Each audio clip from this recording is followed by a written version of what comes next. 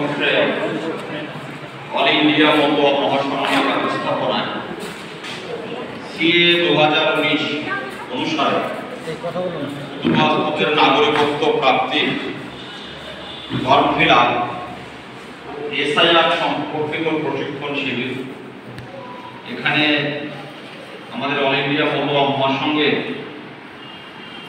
কেন্দ্রীয় কমিটির সাংগঠনিক সম্পাদক শ্রী অনিমেষ বালা সহ আপনারা নদিয়া তথা তেহট্ট ব্লক তেহট্ট ব্লকে যে সমস্ত মতুয়া নেতৃত্বরা উপস্থিত রয়েছে সকলকে শ্রেণীর মতো আমার প্রণাম শুভেচ্ছা জানাই এবং সকলের উদ্দেশ্যে জয় গুরুচাঁদ জয় গুরুচাঁদ উচ্চারণ করে আজকের যে প্রশিক্ষণ সেই সম্পর্কে আমরা যেতে চাইছি। দেখুন এখানে লেখা রয়েছে সিএ 2019 অনুসারে, ঠিক আছে।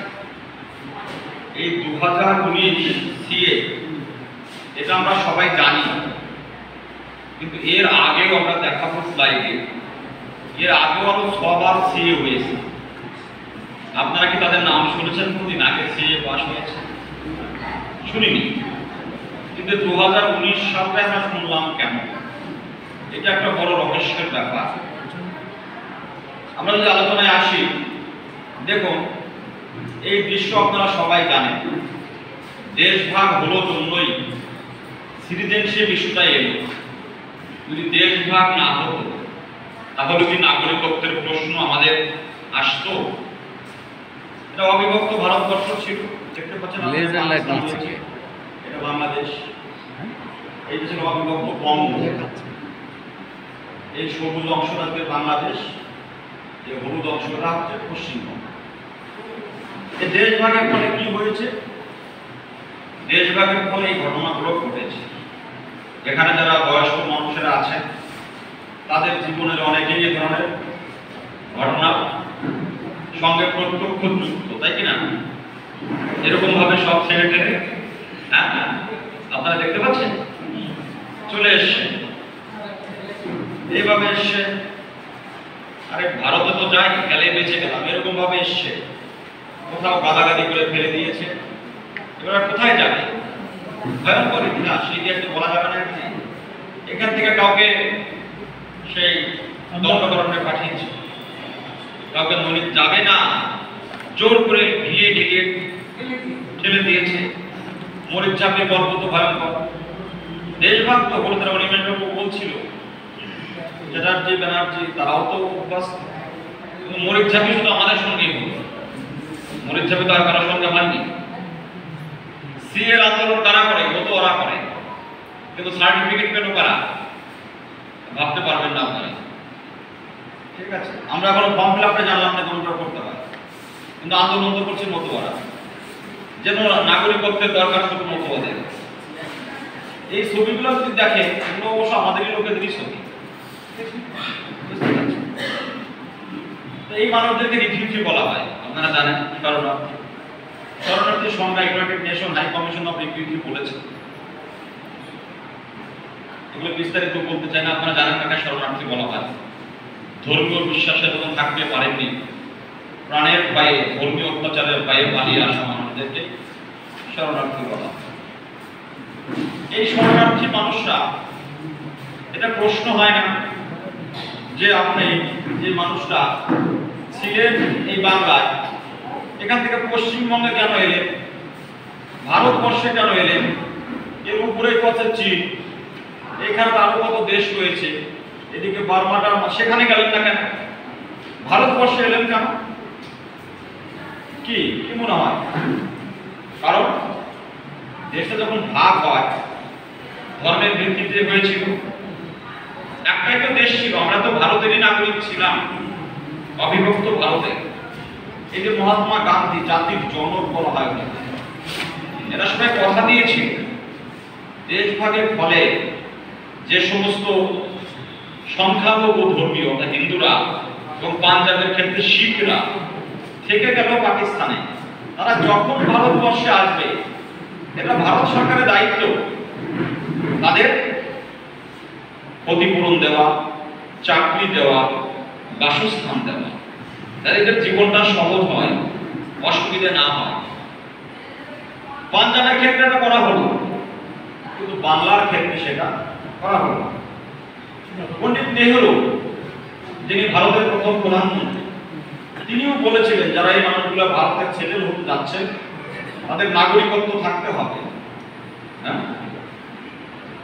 যদি আইন সেরকম না থাকে দরকার হলে ল শুড বি চেঞ্জ, আইনকে পরিবর্তন করতে হবে। সরদার বল্লভভাই প্যাটেল আপনারা জানেন, একই বক্তব্য সকলের।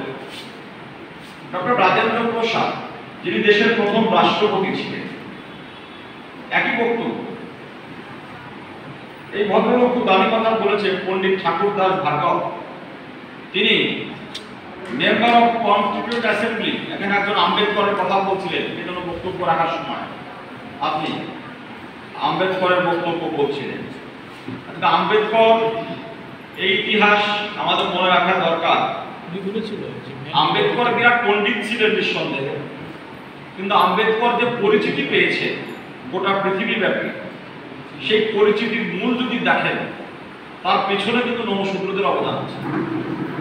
এই কনস্টিটিউয়েন্ট অ্যাসেম্বলি, যারা সংবিধান রচনা করার জন্য যে কমিটি, তাই তো কনস্টিটিউয়েন্ট অ্যাসেম্বলি বাংলায় কি বলি আমরা, সংবিধান প্রণয়ন সমিতি, তার ড্রাফটিং কমিটির চেয়ারম্যান আম্বেদকর হয়েছিলেন। আম্বেদকর কখন চেয়ারম্যান হলেন? যদি কনস্টিটিউয়েন্ট অ্যাসেম্বলিতে যেতে না পারতেন, তাকে কনস্টিটিউয়েন্ট অ্যাসেম্বলিতে পাঠিয়েছিল কারা? আমরা জানি সেসব গল্প। তো তিনি বলেছেন যে মানুষ আসছে, এরা কিন্তু বিদেশি নয়। কথার মার্কা চেনে নামের সঙ্গে বিদেশি আখ্যা তুলে দিলে সেটা হবে মহাপাপ। কারণ আজকে আমাদের যে অবস্থা, এর জন্য আমরা দায়ী নই, দায়ী হলো সরকার, যারা দেশ ভাগের সিদ্ধান্ত নিয়েছিল। তাই জন্য আপনি দেখবেন একটা আগের স্লাইডে 19শে ডিসেম্বর 1946 থেকে 24শে জানুয়ারি 50, এই দেশ ভাগের 8 মাস আগে থেকে দেশ ভাগের প্রায় 3 বছর পর্যন্ত পরে কনস্টিটিউয়েন্ট অ্যাসেম্বলিতে সবচেয়ে দীর্ঘ সময় যেটা নিয়ে আলোচনা হয়েছে সেটা হচ্ছে নাগরিকত্ব সমস্যা। দেশ ভাগ হল, উপস্থিত আসছে, এদের নাগরিকত্ব স্ট্যাটাস কি হবে? এই পণ্ডিত ঠাকুরদাস ভার্গব, তিনিও কনস্টিটিউয়েন্ট অ্যাসেম্বলির মেম্বার ছিলেন। দেখুন, ডক্টর মনমোহন সিং, তিনি কনস্টিটিউয়েন্ট অ্যাসেম্বলির মেম্বার ছিলেন না, অনেক পরে জন্মেছেন, তিনিও রিফিউজি, তিনি একবার পাকিস্তান থেকে এখানে আসা মানুষ। কিন্তু তিনি সৎ লোক নামে পরিচিত, সবাই জানে। তিনি যখন 2003 সালে বিরোধী দলনেতা ছিলেন, তিনিও তখন বলেছিলেন পাকিস্তান বাংলাদেশের সংখ্যালঘুরা নির্যাতনের শিকার, তাদের নাগরিকত্বের ক্ষেত্রে উদার মনোভাব নেওয়াটা এটা আমাদের নৈতিক কর্তব্য। এই ভদ্রলোকের নাম আপনারা জানেন, কমরেড প্রকাশ কারাট, সিপিএম এর সবচেয়ে হাইয়েস্ট পজিশন, পরিপূরক সাধারণ সম্পাদক। তাদের যে 20th পার্টি কংগ্রেস 4 থেকে 9 এপ্রিল কোচিগড়ে হয়েছিল, সেখানেও কিন্তু বলেছিল বাঙালি শরণার্থীদের নাগরিকত্ব দিতে হবে। কিন্তু আজকে এরা তো সবাই প্রতিশ্রুতি দিল, বিনিময়ে কি পেলাম? বিনিময়ে পেলাম এটা আম্বেদকরের লেখা সংবিধান, যেটা 26শে জানুয়ারি আমাদের রিপাবলিক ডে পালন করি। 26শে জানুয়ারি যে সংবিধান কার্যকরী হয়, আম্বেদকর দেশের রাষ্ট্রপতির হাতে সংবিধান তুলে দিচ্ছেন। এই সংবিধানে পার্ট 2 সিটিজেনশিপ নিয়ে আলোচনা করা আছে। 5 নম্বর ধারা, 5 থেকে 11 নম্বর ধারা ভারতবর্ষের নাগরিকত্ব নিয়ে আলোচনা করা আছে। এখানে এই 6, আপনারা খেয়াল রাখেন, এটা কত? 6 কি বলা আছে? Rights of citizenship of certain persons who have migrated to India from Pakistan. এখানে আমাদের ভাগ্য লেখা রয়েছে। যারা আমরা আম্বেদকর নিয়ে, আমি আম্বেদকরকে ছোট করছি না, কিন্তু আমাদের কিছু কিছু মানুষ আম্বেদকরের প্রতি বেশি পক্ষপাতিত্ব করে। নিরপেক্ষ কথা বলতে হবে, ঠিক আছে? এখানে দেখবেন 6 বি এর 2 নম্বর ধারা, আমি এখানে লিখেছি। আজকে যারা নিঃশর্ত নাগরিকত্বের কথা বলছেন, 6 বিতে দেখেন এখানে বলছে, 6 তে বলা আছে বিতে বলা আছে যারা এই 48 সালে 19শে জুলাই আগে আসছেন তারা অটোমেটিক্যালি ভারতবর্ষের নাগরিক। কিন্তু 19শে জুলাইয়ের পরে যারা এসেছেন after the 19th day of July আগে কিন্তু অ্যাপ্লিকেশন করে নাগরিকত্ব নিতে হবে। সেই দিনও আবেদন করে নাগরিকত্ব নিতে হতো। আমি জানি না আম্বেদকর সাহেব এই ক্ষমতা তো পেয়েছিলেন জনশূদ্রদের জন্যই। জগন্মন্ডল না পাঠালে তিনি এই পরিচিতি গোটা পৃথিবীতে পেতেন না। তার হাতে কি ক্ষমতা ছিল কিনা আমি জানি না। যদি থাকতেন এইখানে পরিষ্কার করলেই তো হয়ে যেত। যেদিন ওখান থেকে আসবে তারা নাগরিকত্ব পাবে। তাদের জন্য কিন্তু ওখানে রেখে দিলেন যে অন্ততপক্ষে 6 মাস এখানে বসতি করবেন। আগে 11 বছর ছিল, সি এর 19-এ 5 বছর করেছে। 6 মাস থাকবেন, আবেদন করবেন, নাগরিকত্ব পাবেন। আমাদের কেউ করে নাই কাজটা। বামন কাজ করা ঠিকই করেছে, কারণ তারা তো লেখাপড়াটা জানে, আইনটা বুঝে। আর আমাদের লোকেরা আবেগের জলে বেশি ভাব। দেশে যাচ্ছি হিন্দুস্থানে, আমাদের আর কি লাগবে? দেশে দালান কোঠা করে বসে আছে।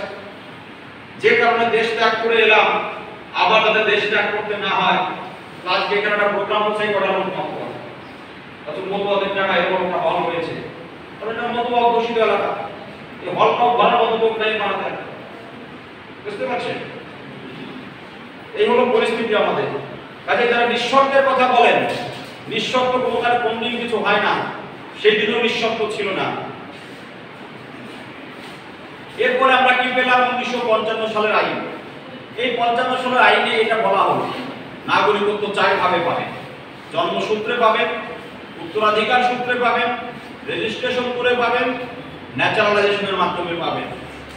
এই জন্মসূত্রে নাগরিকত্বের মানে আপনি লোকটা 19শে জুলাইয়ের পরে এসে আবেদন করে নাগরিকত্ব নেননি, কিন্তু আপনার বাচ্চারা যেখানে জন্মায় তাহলে সে কিন্তু জন্মসূত্রের নাগরিক। কিন্তু আমরা দেখব পরবর্তীকালে যতগুলো সিএ হয়েছে, সিএ কথার মানে কি? Citizenship amendment act. অ্যামেন্ডমেন্ট মানে সংশোধন, নাগরিকত্ব সংশোধনী আইন। 86 সালের সংশোধনী হয়েছে, তখন মহামান্য রাজীব গান্ধী দেশের প্রধানমন্ত্রী ছিলেন। সেই আইনে আপনার জন্মসূত্রে নাগরিক অধিকারটা কেড়ে নেওয়া হলো। বলা হলো যে 87 সালের 5 জুলাই আগে যদি জন্মান তাহলে আপনি জন্মসূত্রে নাগরিক, পরে জন্মালে নাগরিক হবেন না। বাবা মায়ের একজন পেলে নাগরিক হতে পারে। বোঝা গেল কথাটা কি বললাম? তাহলে আপনারা আমরা অভ্যাস করা, আমাদের লোকেরা তো আবেদন করে নেয়নি, তাহলে আপনি কি? আপনি নাগরিক নন তো, কিন্তু আপনার বাচ্চারা জন্মলে নাগরিক হল। 86 সালের এই আইনে আপনার নাগরিকের অধিকার জেনে নেওয়া হলো। 3 সালের নাগরিকত্ব আইন আরো কঠিন করা হলো। এই আইনে বলা হলো, 3 সালের আইন কঠিন হলো কেন জানেন তো? আমাদের আজকের মুখ্যমন্ত্রী জানেন না, লোকসভায় কাগজ ছুড়ে ফেলেছিল। এখানকার সব অনুপ্রবেশকারীদের জানাতে হবে যে ভোটে সিপিএম ক্ষমতায় আসে। আইনটা কঠোর করলো। কি আইন কঠোর করলো? যে কোনো বাচ্চা যদি 3 ডিসেম্বর 2004 এর পরে জন্মায়, তার বাবা মায়ের দুজনকে নাগরিক হতে হবে, দুজনকে নাগরিক হতে হবে, অথবা একজন নাগরিক একজন অবৈধ অনুপ্রবেশকারী নয়। এই আইন থেকে আমাদের পক্ষে গেছিল না বিপক্ষে গেছিল? আপনারা বলুন, বিপক্ষে। পক্ষে না বিপক্ষে? বিপক্ষে। তাই সেদিন মাননীয় মুখ্যমন্ত্রী, আজকে মুখ্যমন্ত্রী বা বিরোধী দলনেত্রী কোন নেতা কোনদিন প্রতিবাদ করেছে? কেউ করেছে? একটা মানিক গোপীদের অন্তর ফেটে যাচ্ছে উপস্থিতের জন্য। এত মানবতাবাদী সংগঠন, হাই হাই এই আইনের বাস্তবা শেষ হয়ে যাবে একেবারে। সেদিন কি কেউ কোনদিন প্রতিবাদ করেছে? করেনি। আমরা নামও শুনিনি। সিএ কাকে বলে? ইলিগাল মাইগ্রেন্ট গল্প চলে আসলো। কাকে বলে ইলিগাল মাইগ্রেন্ট? আপনি যদি পাসপোর্ট করে এখানে এসেছেন, অনেকে পাসপোর্টটা লুকিয়ে রেখেছেন, পুড়িয়ে ফেলেছেন, আর ফেরত পেলেন না। আপনি তো পাসপোর্ট করে 3 মাসে 6 মাসে ভিসা এসেছিলেন, ফেরত না যাওয়াটা আপনি অবৈধভাবে থেকে গেলেন এই দেশে।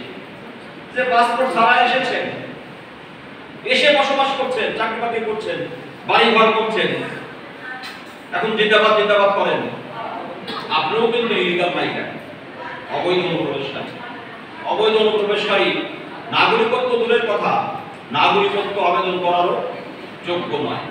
নিচে লেখা আছে, illegal migrants are not eligible for citizenship. এবার দেখুন এখানে বিস্তারিত আলোচনা যাবে। ইলিগাল মাইগ্রেন্ট যারা থাকেন তারা নাগরিকত্বের আবেদন করার যোগ্য নয়। আমাদের বিপদ হয়েছে কি, যোগ্যদের অনেক দোষ। আমরা তো বেসিক্যালি মুখে যতই বলি না কেন আর কি, খালি মহোৎসব আমরা করি, মহোৎসব করার কোনো ক্ষতি নাই। আমি উত্তরবঙ্গের মতো ওদের বলি, মহোৎসব মানুষ কখন করে? আনন্দে থাকলে তো মহোৎসব করতে হয়। এদের মাথার উপরে খাড়া ঝুলছে, মৃত্যুর খাড়া, সেসব নিয়ে চিন্তা ভাবনা করবে না।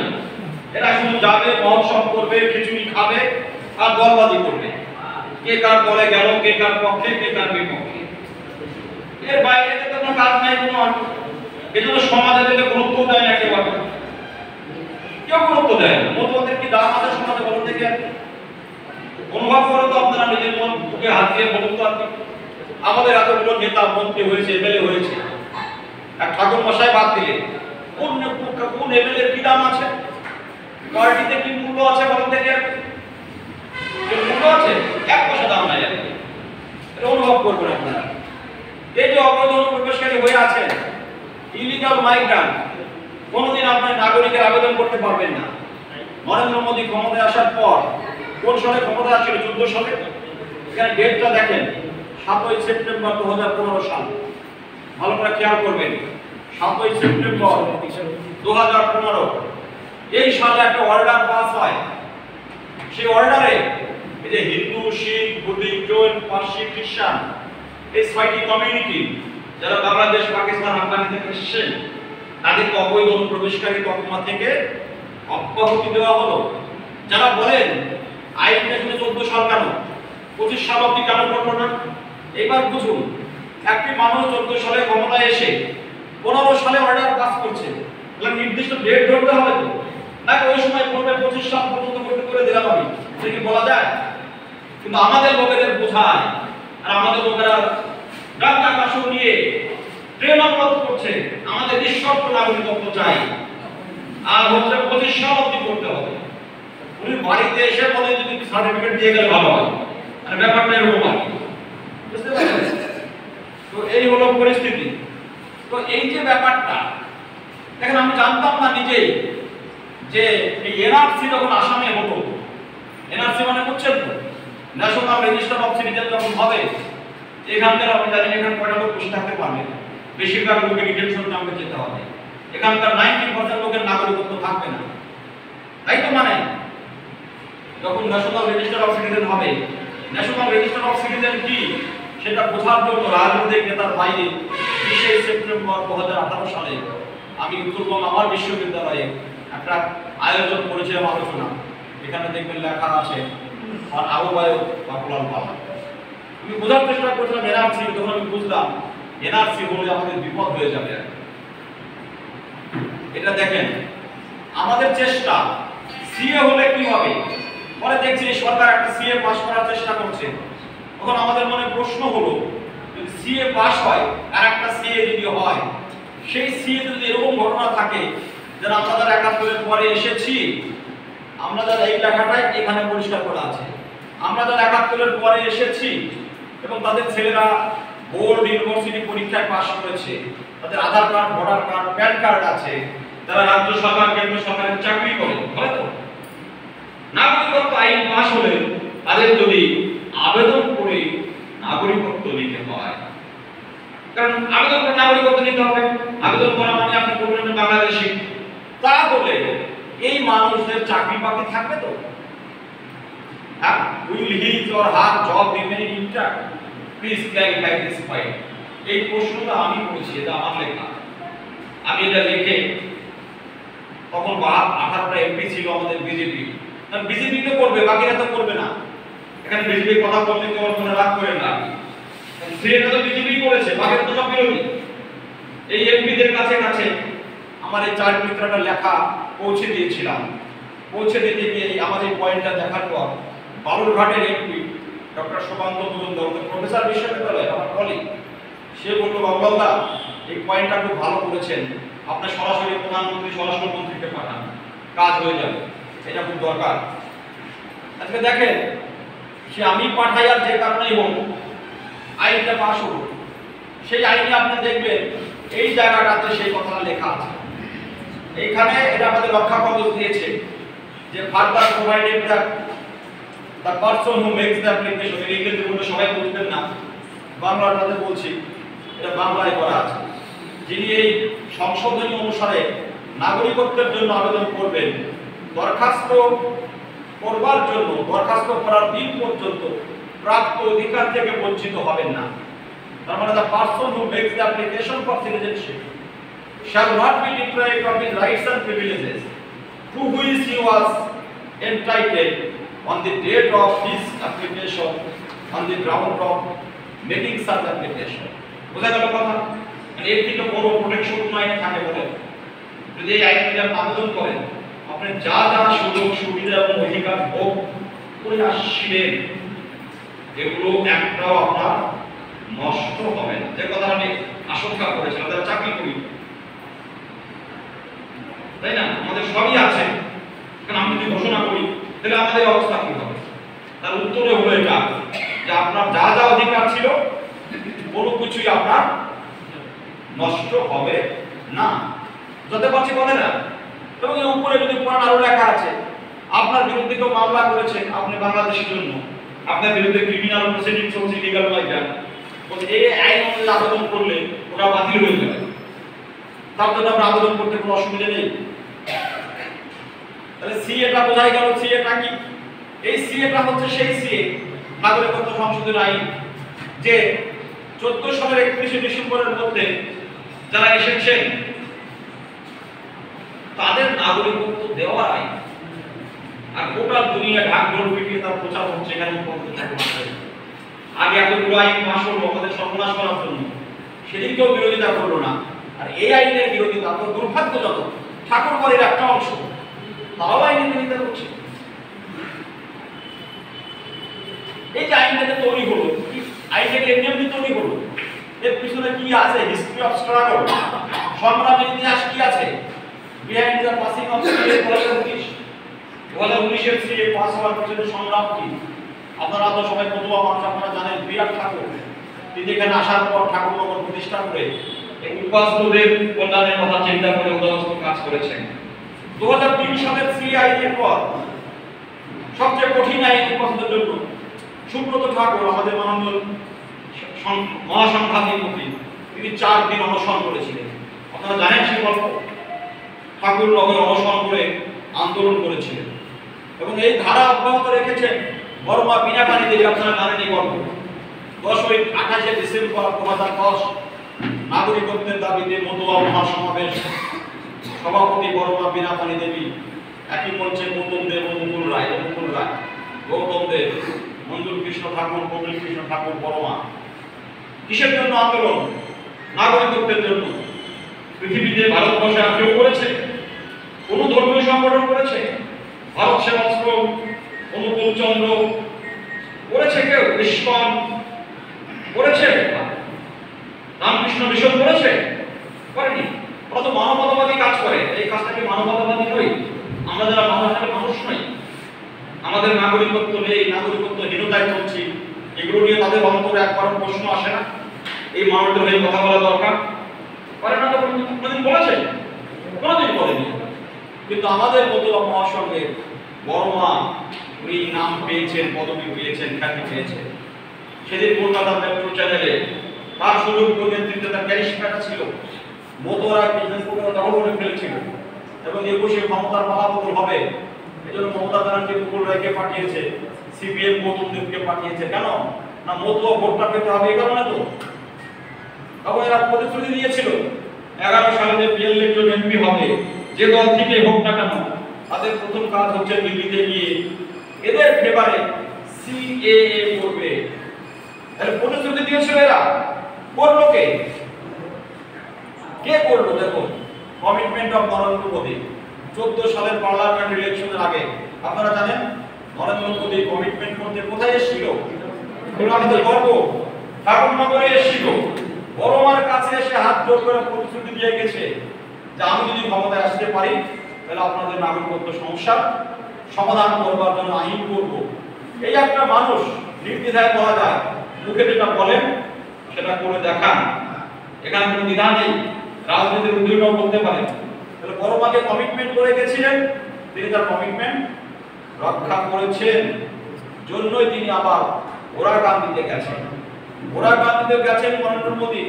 মতুয়া আমরা যারা আরাধ্য হরিচাঁদ গুরুচাঁদ ঠাকুরের শ্রীচরণে তিনি স্মরণ দিয়েছেন। আমি মনে করি এটা শান্তনু ঠাকুর মহাশয়ের নিশ্চয়ই ভূমিকা আছে।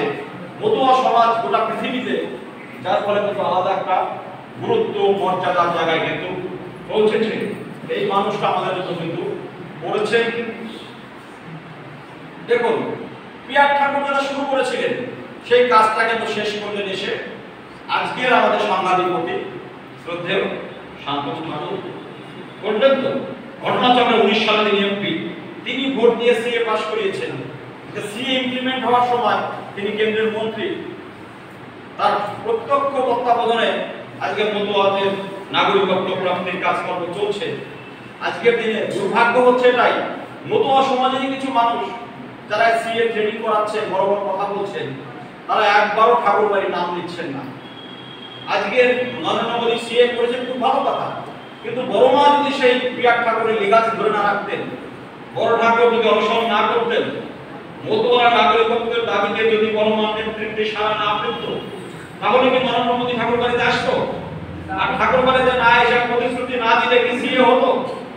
এই সত্যটা তো, এটা তো সত্যি বিজেপি চেয়েছে, আরএসএস তো চেয়েছে, হয়েছে, কিন্তু করার আগে তো কারো আবেদনটা তো চাই। সেই আবেদনের কিন্তু জায়গাটা যারা সকলের সামনে তুলে ধরেছিলেন, মতুয়া মহাসংঘের দাবি এতটাই প্রকট ছিল যে স্বয়ং প্রধানমন্ত্রী পদপ্রার্থী হয়ে তিনি ঠাকুর বাড়িতে এসে ছবি দিয়েছিলেন। সিএ পাশের পেছনে মতুয়া মহাসংঘের অবদান ছোট করা কিন্তু অনৈতিহাসিক কাজ। আমরা কমিটমেন্ট আরো পেয়েছি, উনির কাছ থেকেও কমিটমেন্ট পেয়েছি।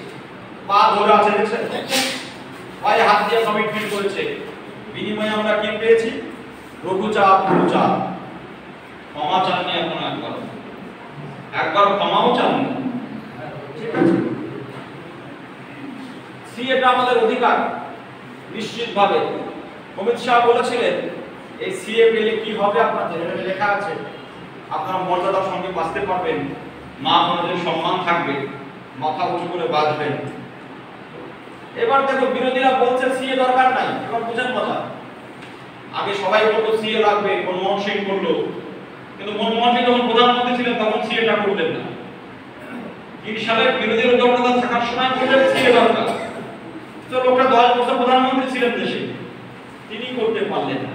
এই প্রকাশ করাটা বললেন সিএ করা দরকার। সিএ হয়ে যাওয়ার পর এরা বলছে আপনার আধার কার্ড আছে, আপনার তো নাগরিকত্ব লাগবে না।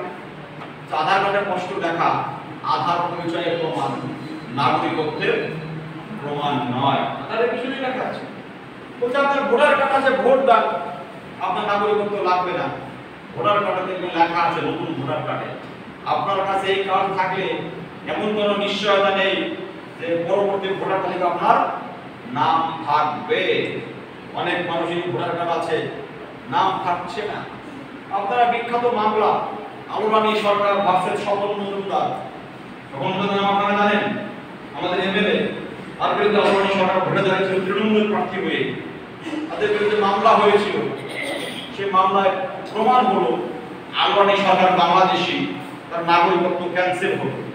জাস্টিস বিবেক চৌধুরী বলে দিলেন, it is needless to say that a passport, voter identity card, PAN card, Aadhaar card are not documents of citizenship of India.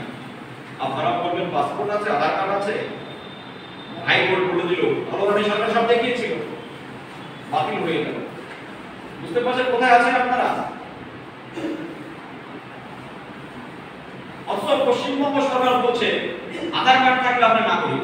তো তিনি যখন রিক্রুটমেন্টের জন্য সার্কুলার করছেন পঞ্চায়েত ডিপার্টমেন্টে, তিনি এসেনশিয়াল এলিজিবিলিটি ক্রাইটেরিয়া বলছেন citizenship of India defined in part 2 of the constitution of India, যেটা আমরা দেখালাম প্রথমে, পার্ট 2 কনস্টিটিউশন, যেখানে নাগরিকত্ব নিতে হবে আপনাকে আবেদন করে। আধার কার্ড থাকলে নাগরিক হন। তাহলে মুখে বলছেন আধার কার্ড থাকলে হবে, আপনারা যখন রিক্রুটমেন্টে দিচ্ছে বিজ্ঞাপন তখন বলছে নাগরিকত্ব হবে ওই পার্ট 2 কনস্টিটিউশন অফ ইন্ডিয়া অনুযায়ী। বুঝছেন মজাটা কি?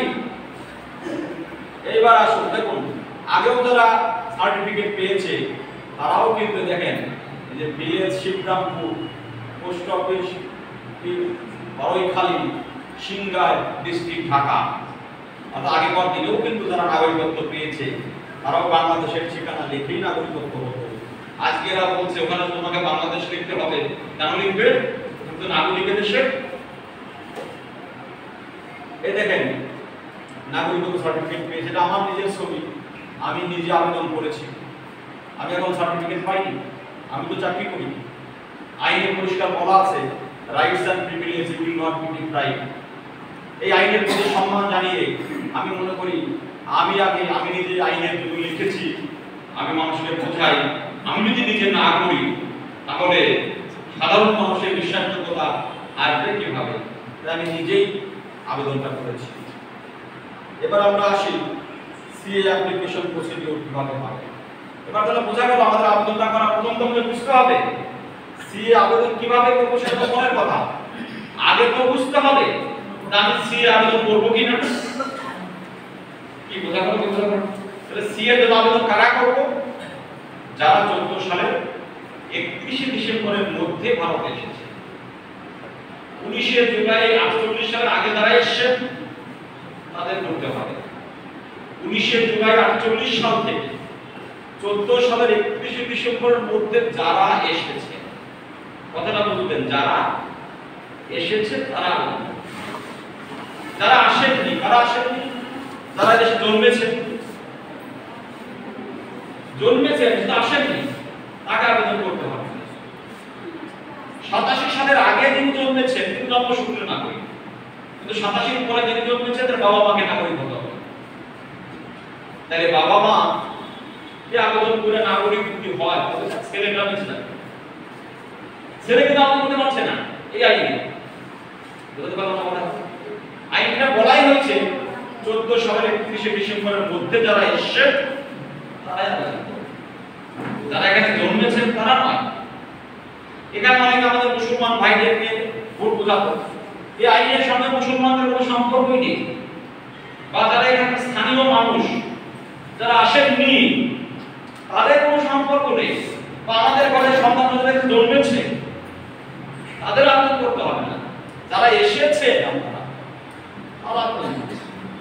87 সালের আগে আপনার ছেলে জন্মালে সে জন্মসূত্রে নাগরিক, পরে যদি কেউ জন্মায় তার নাগরিকত্বকে প্রোটেকশন পেতে গেলে বাবা মাকে নাগরিকত্বের আবেদন করতে হবে।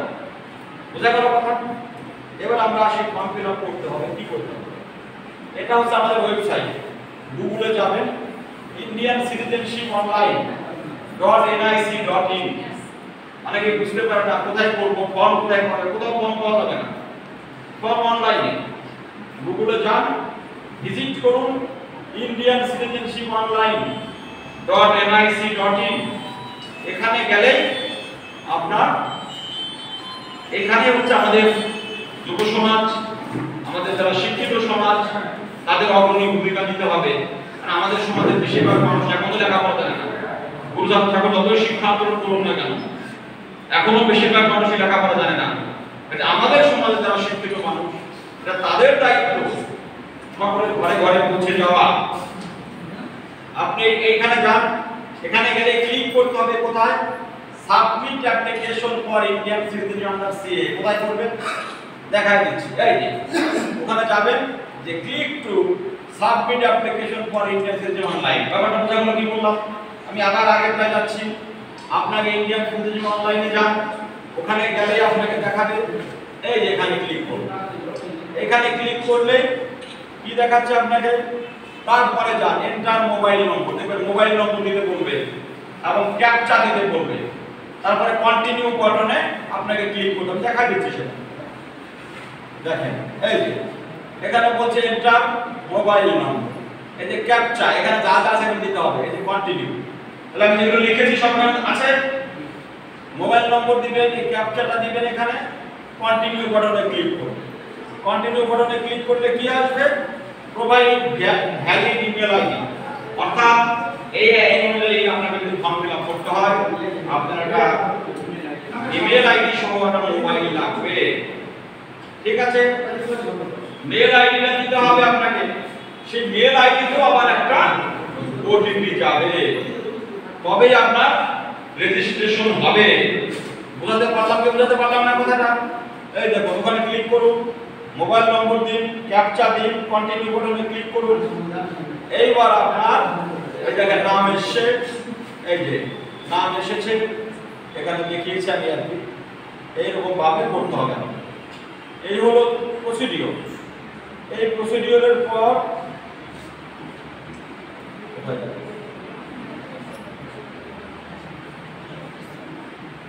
এবার আপনি শুরু করুন। যখন আপনার রেজিস্ট্রেশন হয়ে গেল, এবার আপনাকে প্রশ্ন করা শুরু করবে।